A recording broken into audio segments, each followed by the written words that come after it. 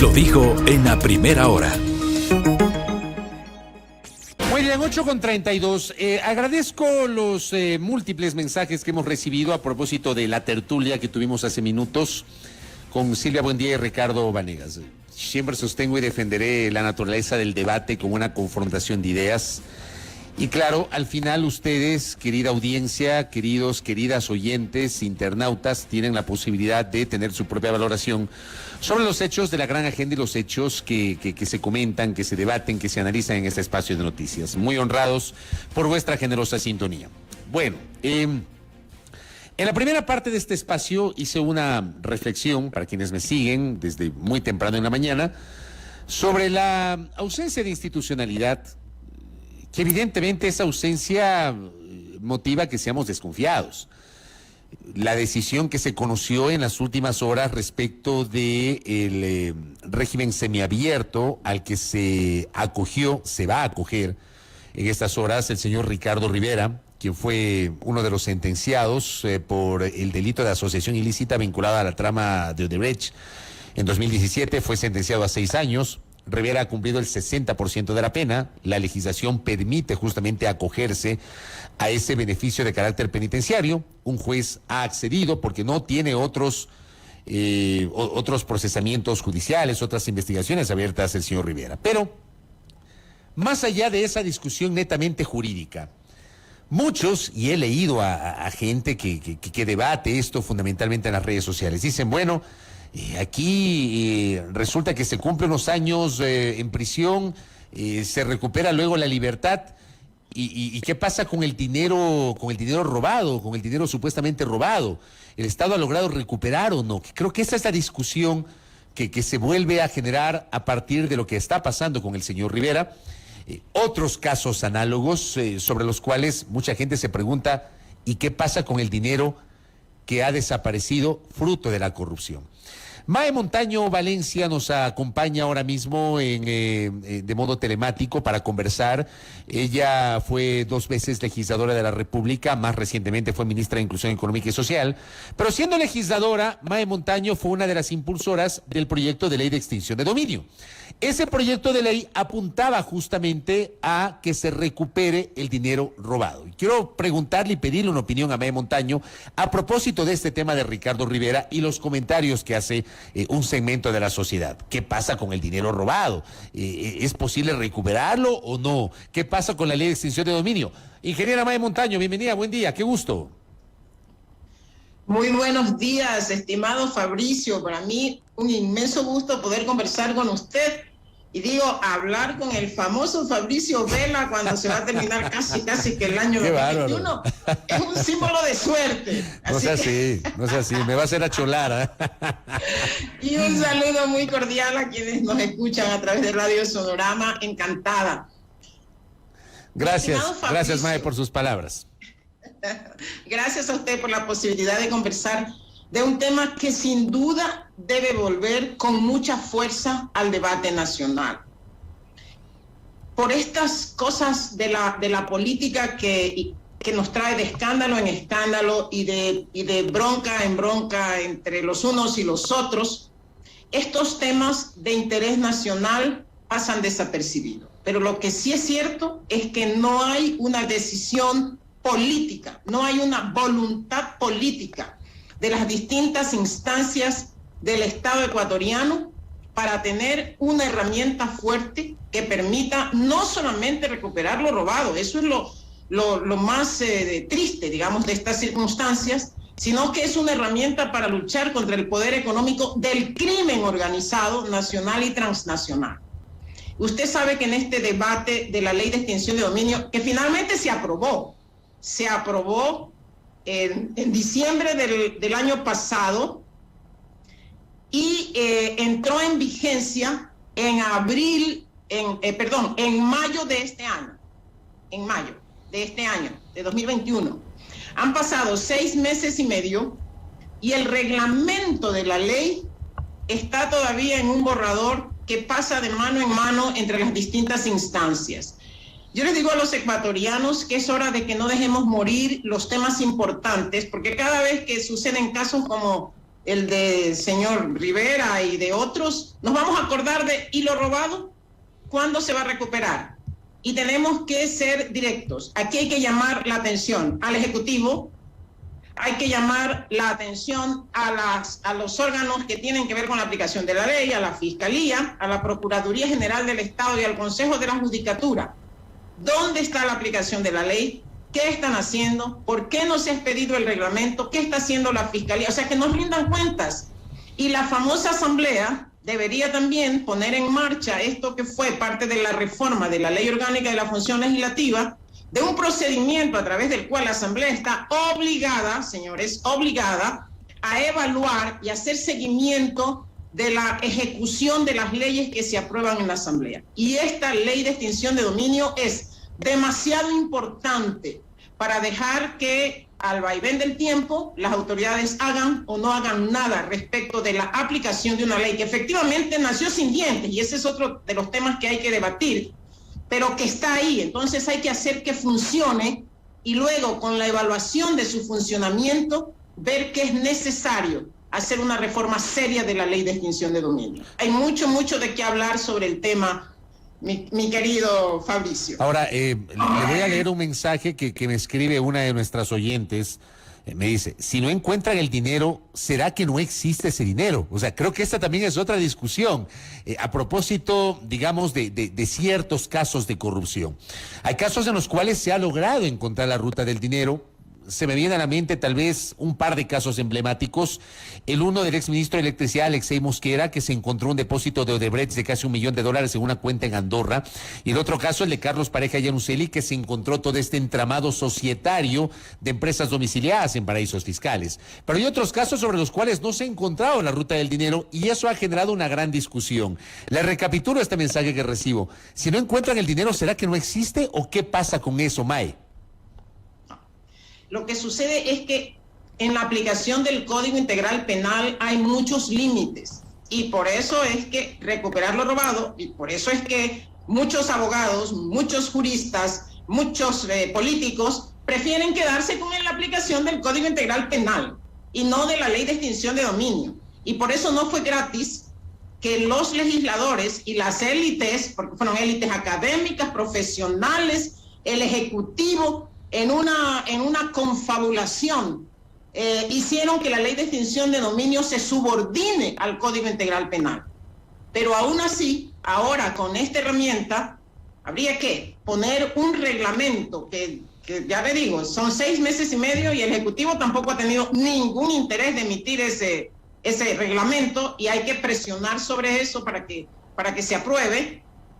Y en esa fuerza, por lo menos, de la Ley de Extinción de Dominio, la Fiscalía podría, junto con la Procuraduría General del Estado, que tiene que representar al Estado y que también es sujeto procesal, podrían entonces levantar una investigación seria de dónde está el dinero. O sea, a partir de la aplicación de la Ley de Extinción de Dominio se pueden perseguir todos estos bienes que están atados a porque así lo dejaron, a una sentencia que ya está dada, que ya está ejecutoriada, en algunos casos, no solamente en el de Rivera, no solamente en casos de corrupción, sino en casos que tienen que ver con el crimen organizado. Entonces, eso es lo que tenemos que pedirle a las autoridades, que nos rindan cuentas, a ver qué ha hecho la Fiscalía en estos 6 meses y medio respecto de la aplicación de la Ley de Extinción de Dominio, porque sé que están ahí, que preparan a los fiscales, que nos rindan cuentas de por qué no se ha podido aplicar, y van a decir, es que no hay reglamento.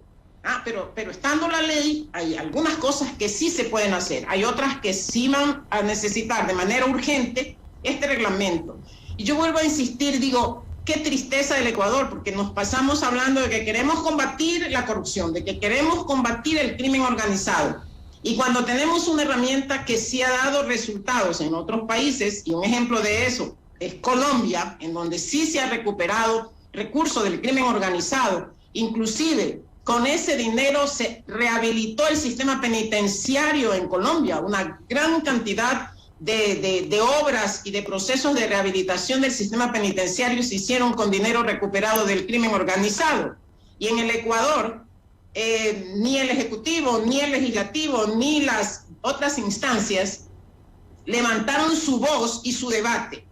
Y digo, bueno, aprendamos de Colombia, como dije, que vino el presidente Duque. Yo dije, ojalá el presidente del Ecuador le pregunte al presidente Duque cómo hicieron ellos para levantar una ley de extinción de dominio que sí está siendo una herramienta para recuperar el dinero del crimen organizado, que es lo que nos trae ahora también, porque no solamente es el debate de la corrupción, Fabricio, es el debate de dónde está el dinero que sale de la corrupción en las cárceles y en la penitenciaría. ¿Dónde están los delincuentes de cuello blanco atados a estas redes y a estas mafias? A las redes de tráfico de personas, de tráfico de armas, de tráfico de drogas. ¿Acaso que solamente son aquellos que están en las cárceles? No, están una serie de otros que no aparecen en el debate.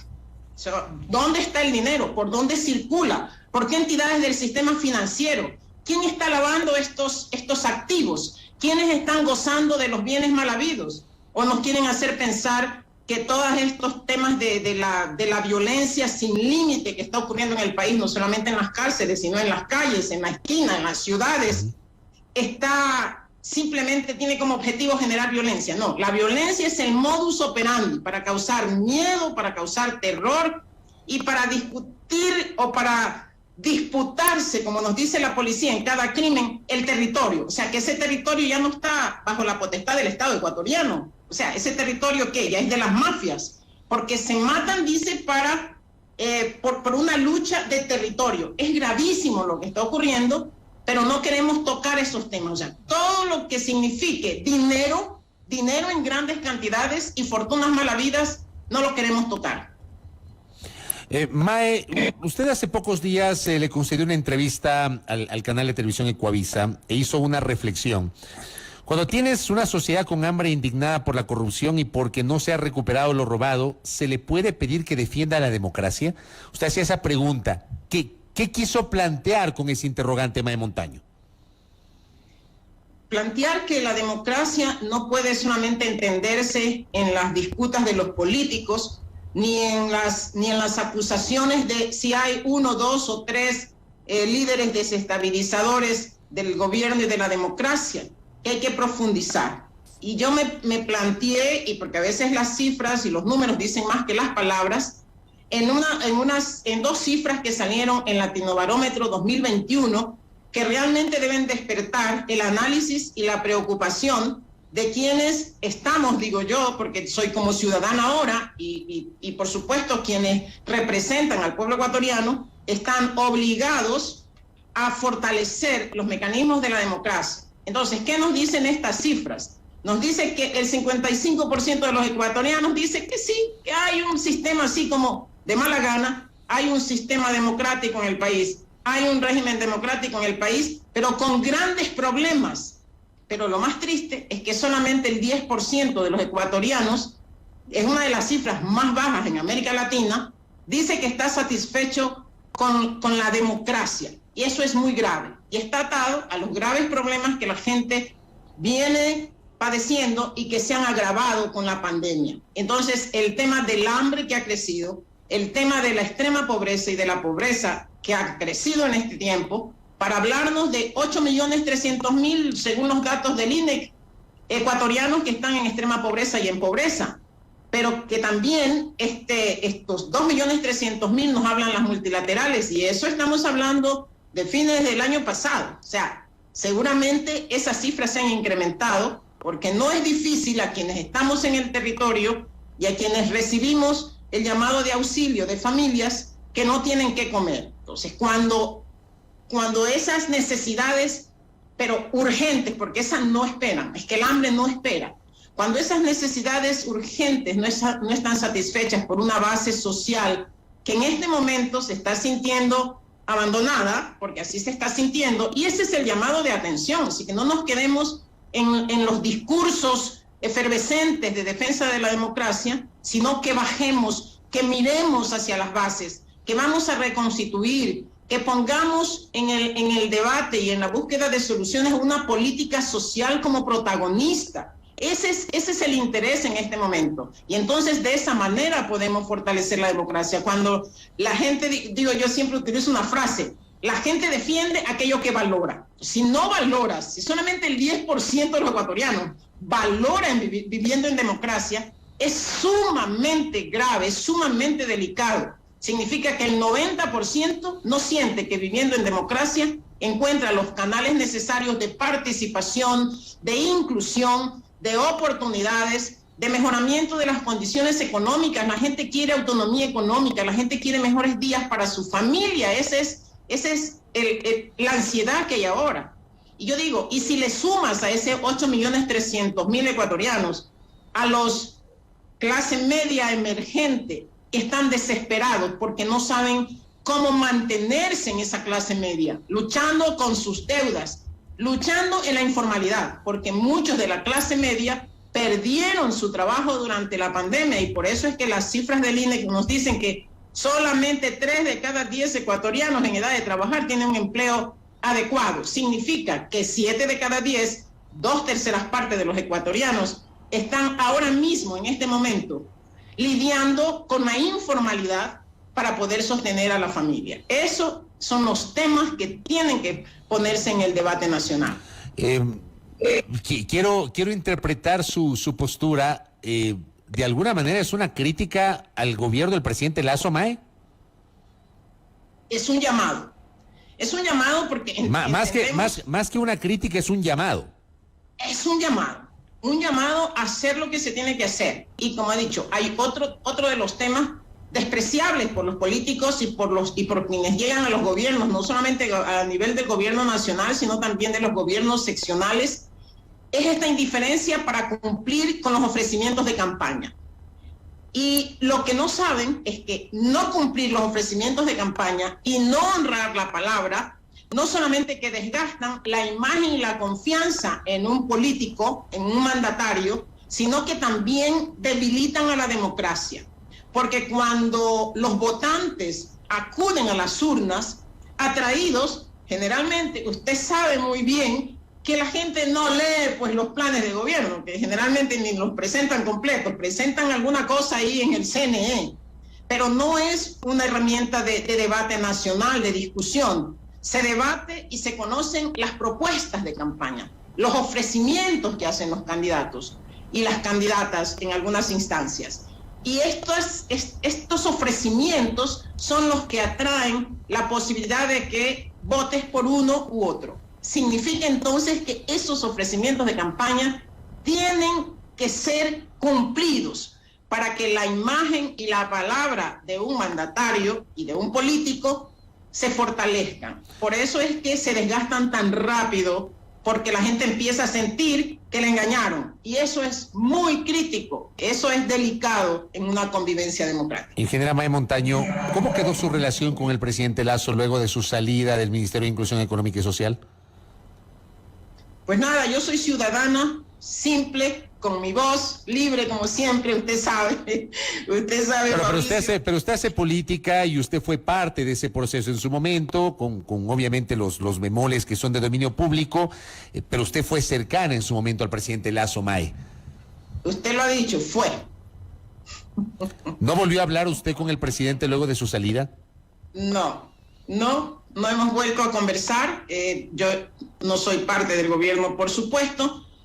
No regresé a Creo, como siempre señalé, así que tampoco soy parte de su equipo cercano en la política, de su movimiento político. Así que soy Mae Montaño, independiente, trabajando y articulando mi movimiento Cambio Ciudadano. Volví a la vida política activa nuevamente después de esta salida, así que estoy en eso y haciendo mi trabajo en territorio, cerca de la gente y ejerciendo como siempre, porque eso sí siempre lo he tenido, ¿no? Una voz libre, usted sabe, una voz libre, crítica, y digo, en este momento no hago una crítica, sino que hago un llamado de atención, porque creo que es el momento de retomar estos ofrecimientos de campaña, de retomar esta fuerza para que la política social sea protagonista, pero sobre todo para hacer dos cosas. Primero, para que el gobierno mire hacia adentro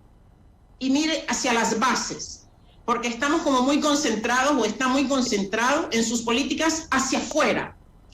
todo lo que signifique negocios con la inversión extranjera, que venga el dinero de afuera, que venga la cooperación internacional, y no es que esté mal, pero el ecuatoriano quiere sentirse valioso, quiere participar, y estos canales de participación no se han abierto, canales de participación reales, no digo con las élites, para el pueblo afroecuatoriano, para el pueblo indígena, para los campesinos, para los agricultores, para el pueblo montubio, para los ambientalistas, inclusive no se han abierto para quienes representan la fuerza productiva del país.